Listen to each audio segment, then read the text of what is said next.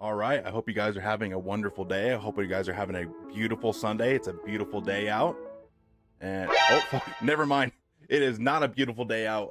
It is still a winter wonderland fuckfest out there. So, wherever you are around the world, I hope you're having a much more beautiful Sunday than I am. So, anyway, why are we here today? I wanted to do a DPS build for you guys. More specifically, I wanted to do a DPS shotgun build that centers around the two best cleaners for DPS. Besides Jim, he's focusing on snipers, Walker and Tala. So this build is called the Big Brothers, the Shotgun Big Brother build, and you'll understand more why when we get into the specifics of the cards. But for this instance, I chose to combine the two best DPS cleaners, just like my melee tank video, because there's a lot of overlap in what they do, and they're very similar. So it didn't really make sense for me to separate them because they're so similar. I'd be talking about the same thing over again twice. So for this purpose, I'm just combining them. So first off, let's go ahead and talk about Walker. Let me move my happy ass on over here. So Walker, there's first things first, mutations that Walker ping are highlighted and deal 10% reduced damage. Dude, this passive I'm so conflicted on because, I mean, 10% reduced damage is nice, but on the higher difficulties, it's not really going to do a whole hell of a lot. Especially on no hope. If you, okay, first off, you have to hope that whoever's playing Walker pings the mutation, so the bruiser or the ogre or whatever. Then you have to hope that that 10% reduced damage is just barely enough to prevent you from dying in one hit, which in no hope, good fucking luck with that. So I think this is honestly a wasted passive. It would be much better if they changed it to essentially put marked for death in his kit. So mutations that Walker ping are highlighted and take 10% increased damage. I think that would be a great change and would give Walker something unique to do. So as it stands right now, I could really care less about that passive. It's pretty much a null and dead passive. His next stat is 10% increased damage. This is nice because it's in a damage modifier of its own before any other cards are applied. So let me explain. I don't really understand the damage calculations too much, but from what I understand is this 10% damage is applied right at the beginning before any other modifiers take place, like weak spot damage and gun damage and all those other kind of modifiers. So it's multiplicative from what I understand. It's the best damage category that you can have because it affects everything before calculations are taken into effect. So this and cards like Glass Cannon, Ammo for All, Confident Killer, they all have percentage-based damage increases before anything else is taken into effect. That's why those cards are the best DPS cards in the game. So next thing, plus 10 team health. Team health is nice. I'm not in love with this passive. I mean, I could take it or leave it, especially on higher difficulties. Health doesn't really add that much. It's more damage resistant. It's more utility. So it's fine, you know, it's whatever. But I'm going to be honest, guys. Everything Walker does, just like the melee tank video, everything Walker does, I think Tala just flat out does better. So Tala was added with the most recent DLC, and she's fucking bonkers, dude. She's fucking great. So Tala's attacks cause targets to bleed. I don't know the exact damage calculations or like how it's figured, but when I was testing it, I was getting like 26 damage ticks, and I believe it ticks every 0.5 seconds. So I don't know how high you can get this. Her bleed is affected by cards like Glass Cannon, Ammo for All, and Confident Killer, which is great with this build because we're running all of those things. Her bleed can actually do a lot and soften targets up well before they get close to you. So it adds a lot of value to shotguns because shotguns, one of their main weaknesses is range, right? Well, with Tala, you can start pelting a tall boy off in the distance. He'll start taking that bleed damage, and by the time he gets to your team, he's already softened up. Maybe he's at half health, and he'll be a lot easier to take down. So Tala's bleed adds a lot of utility. Next thing, Jeff, the friendly tall boy, can be called by anyone with his whistle. Jeff is fucking awesome, man. I love Jeff. I don't know if I can go back to playing the game without him. He's just so fun. He's essentially an ultimate that you can call every, I don't know, 30 seconds, however long the cooldown is. So once you find the whistle, it's somewhere on the map. You can take it throughout the whole playthrough. And it's infinite reuse. And once you summon Jeff, he's pretty much invincible. He can take down all the commons. He basically sucks all the aggro for all you guys. So you just summon him and you just sit in the back and all the whole team's just eating popcorn, watching the show, Jeff is fucking awesome, man. The last thing, plus team effects, plus 1 warp chest and whistle spawn on the map. Warp chests are fucking awesome, dude. You no longer do you have to go into the tunnels to get to these warp chests. Just with Tala on the team, you'll have 1 warp chest on every map. And those warp chests are fucking great because they add cards. They have a basic card shrine for free. They include legendary items, so like the blinding high beams, the secret sauce, and all these legendary weapons. Tala just adds a lot of value to the team. I'm going to be honest, when it comes to Tala versus Walker, I think Tala wins every time. But I think I've ranted too long about the cleaners. Let's go ahead and get into the deck. Why do I call it the big brother? Because you are that big brother. You know, the little brother's getting bullied at school, he's getting picked on, and then the big brother finds out, and then he goes to school and he kicks the shit out of the bully that picks on his little brother. You are have you ever watched that episode of American Dad where I think Steve goes to school and he brings Stelios Kontos to protect him? So you're essentially Stelios Kontos. Fight, fight, fight, fight, fight. You know, I was thinking, and I realized something. What, that you're a gay lord?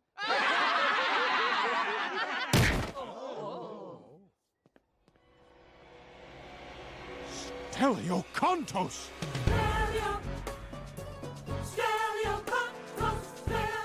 So you're not going to let anybody fuck with your friends on your team. You're the big brother of the group.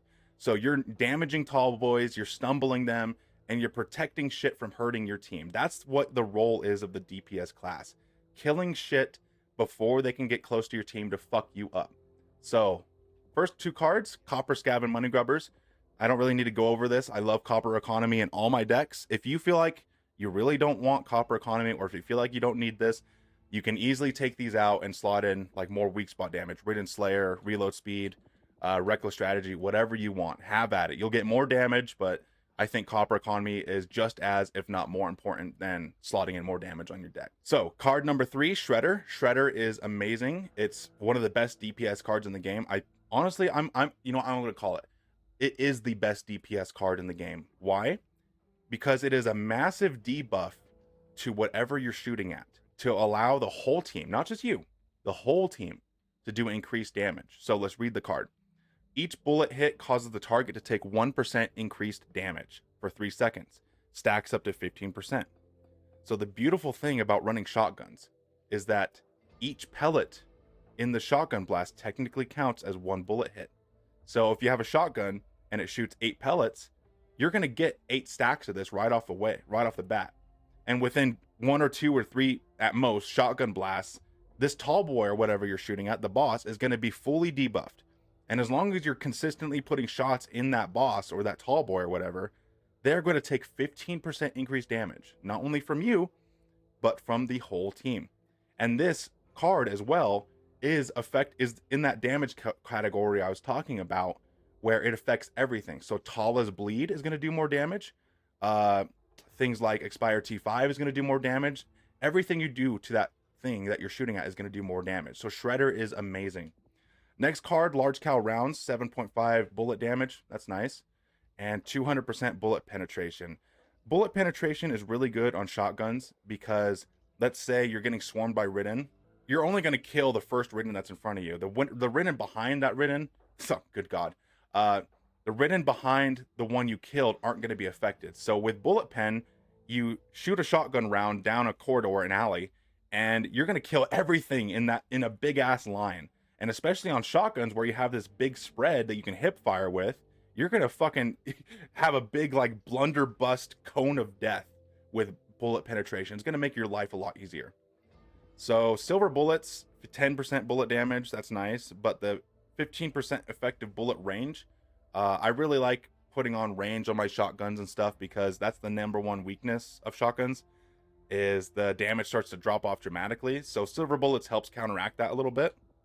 Shell carrier, increased ammo capacity. You're going to need this for higher difficulties. And 10% damage with shotguns. Nice.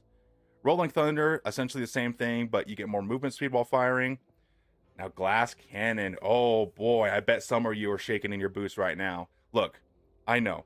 This is a tough pill to swallow. It's a big Band-Aid ripoff. It's like fucking pulling out a goddamn knife that's in your stomach. It's really fucking difficult to get on the bandwagon on this one, but once you are, dude, once you rip off the band-aid, once you put on your big boy pants and put on glass cannon, you are going to thank me.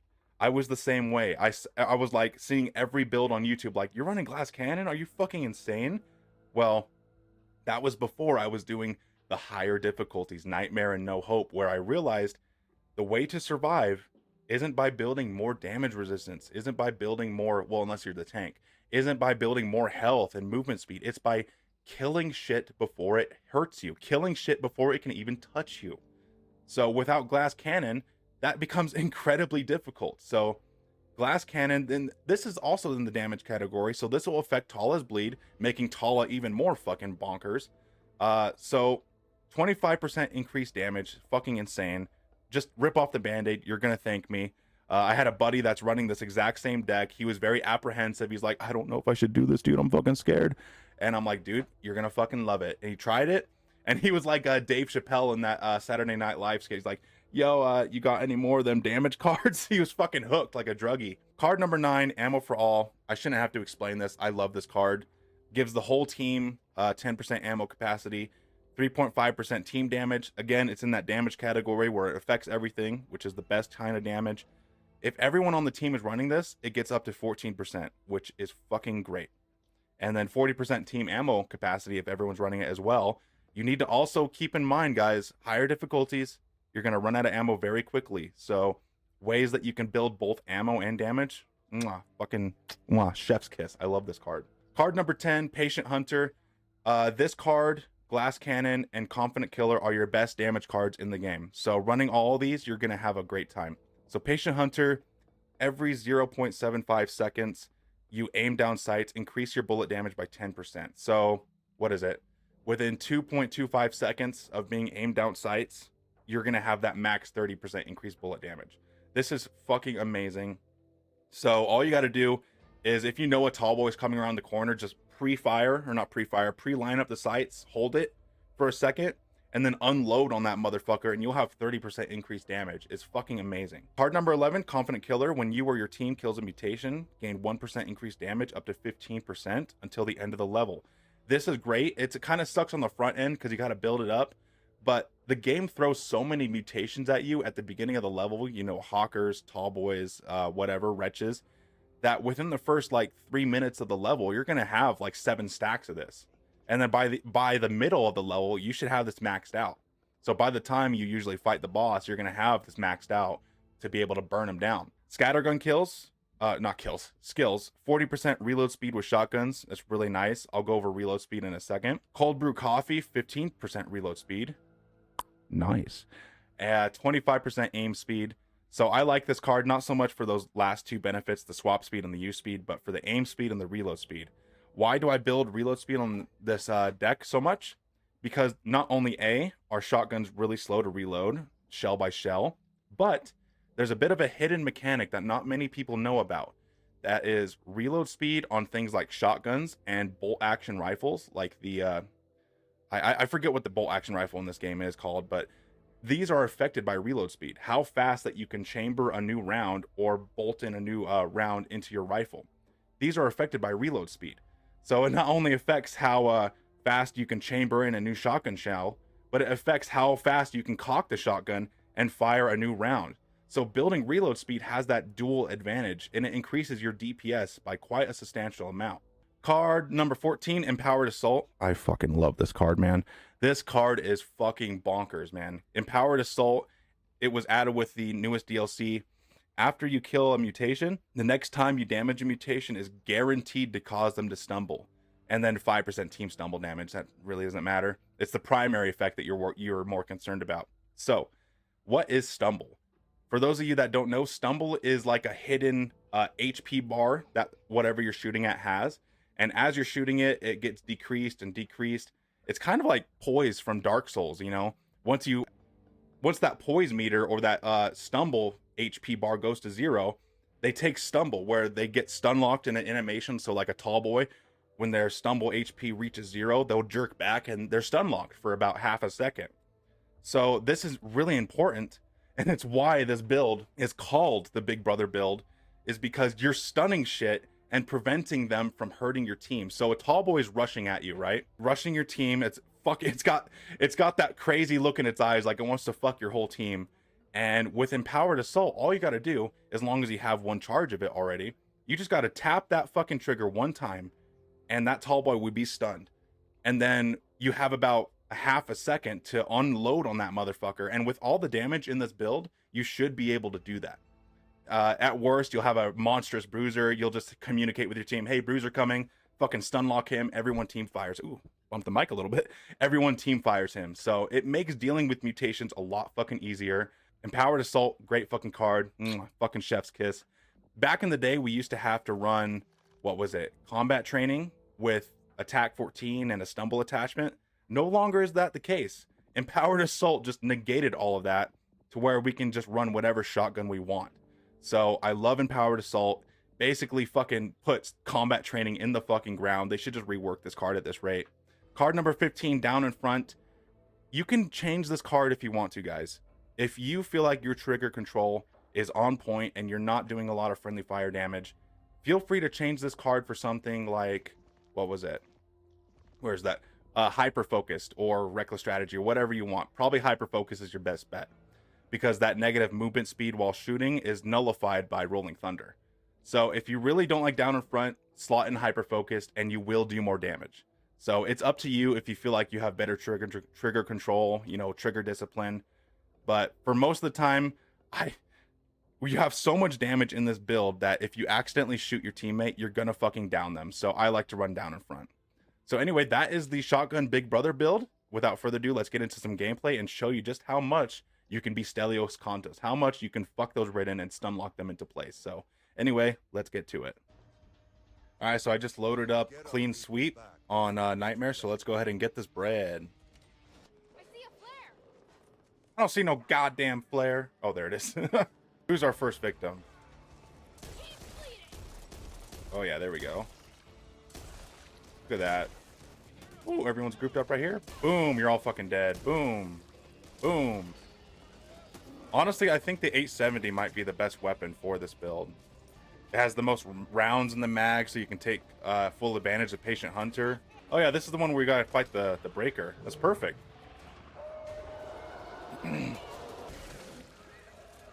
Oh, there's our first victim, Tall Boy over there. So with Tala's bleed, I'm peppering him all the way from here. He's taking that bleed damage. And by the yep, see, he just fucking died from it. And I got, if you look in that bottom left-hand corner, you'll see a little bullet symbol. That's empowered assault. That tells me that the next time I shoot a mutation, he'll get fucking stun locked. I wonder if it works on the breaker. I can't remember if it works on the breaker. I know for sure it works on the ogre though. Ah! Alright. So as I'm shooting him, he's getting debuffed for the whole team to do more damage. Oh, Toggle right here. Oh, already taken care of. And we're just fucking juking through his health if I can hit his weak spots. Get out of the way, man. There we go. So pretty easy. I mean, this is, you know, he wasn't a monstrous break or anything, and I was missing a lot of my shots on the weak spots, but if I were to hit the weak spots a lot more consistently, and if I was playing with more teammates, you know, team shooting and everything, that breaker would have been taken care of a lot more easily.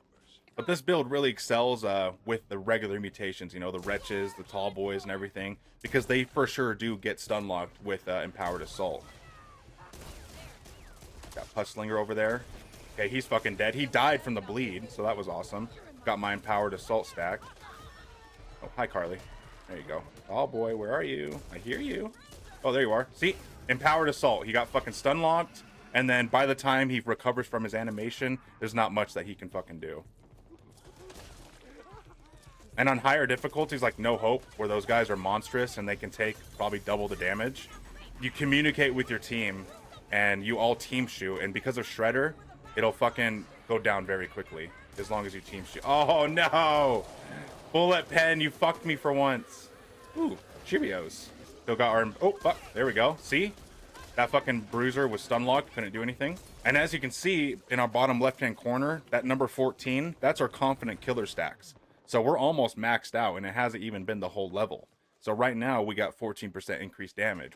See, even this far away, because of all the damage, boom. Fucking all those written down there are dead. It's like a fucking blunderbuss, you know. Oh shit, got a snitch coming our way. We'll be able to take him out with one shot. Oh, yeah, one shot. There we go. This build almost makes it feel like you're toying with the tall boys. They're like, please, stop.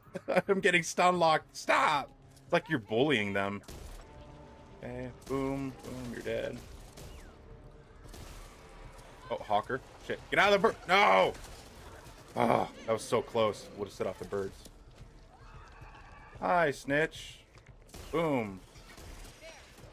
Oh, it was just barely not enough to kill him. Hi, Bruiser. You can't do shit either.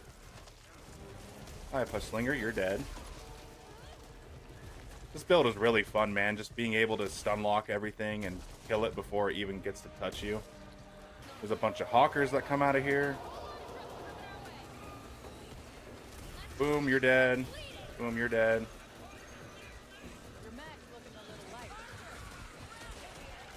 You're dead. Ah! Away from me. Sorting out one of these. Hello, Hawk. Ah! There's zombies in here too. Bitch. Get one-shotted. Get blasted. Boom. Get blasted, son. Hey, Jeff's whistle. So I'm at the safe room, but I found Jeff's whistle, and I just wanted to show just how fucking awesome Jeff is. So, fucking, we'll just fuck it. We'll just set off these birds right here. Calling Jeff. Oh, Jeff. Where'd that bruiser go? He like deleted himself from existence.